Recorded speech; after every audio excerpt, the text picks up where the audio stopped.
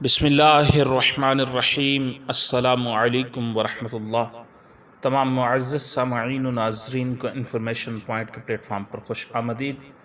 سامعین و ناظرین، ہماری آج کی ویڈیو کے اندر ہم حضرت علی بن عثمان حجویری لاہوری رحمۃ اللہ علیہ کے سنہرے اقوال سنیں گے۔ سامعین، حضرت علی بن عثمان حجویری رحمۃ اللہ تعالی علیہ کا نام کسی تعارف کا محتاج نہیں۔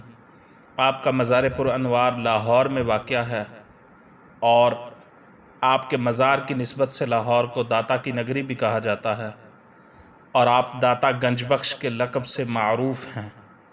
آپ فرماتے ہیں صوفی وہ ہے جس کا کردار اس کی گفتار کے مطابق ہو۔ ایک اور قول میں آپ فرماتے ہیں مخلوق خدا کو کھانا کھلاؤ، کیونکہ ہر چیز کی زکوٰۃ ہوتی ہے، اور گھر کی زکوٰۃ مہمان کو کھانا کھلانا ہے۔ کھانے کے آداب میں سے ہے کہ تنہا نہ کھایا جائے، اور جو لوگ مل کر کھائیں وہ ایک دوسرے پر ایثار کریں۔ زندگی یوں گزاریں کہ آپ کو مخلوق سے اور مخلوق کو آپ سے کوئی برائی نہ پہنچے۔ آپ فرماتے ہیں جس قسم کے لوگوں کی صحبت اختیار کی جائے، نفس انہی کی خصلت و عادت اختیار کر لیتا ہے۔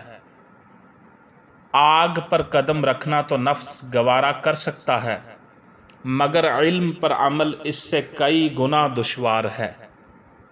سارے ملک کا بگاڑ تین گروہوں کے بگڑنے پر ہے: حکمران جب بے علم ہوں، علماء جب بے عمل ہوں، اور فقیر جب بے توکل ہوں۔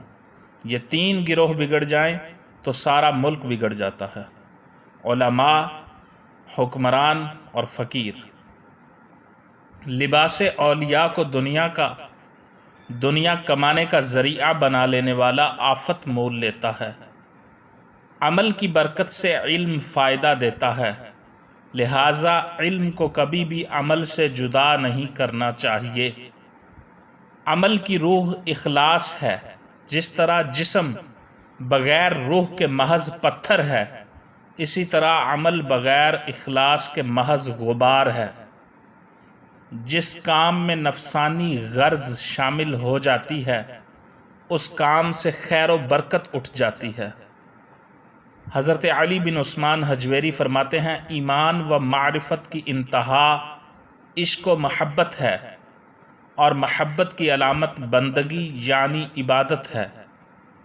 نفسانی خواہشات کی تکمیل دوزخ کی چابی ہے، اور خواہش و شہوت کی پیروی نہ کرنا جنت کی چابی ہے۔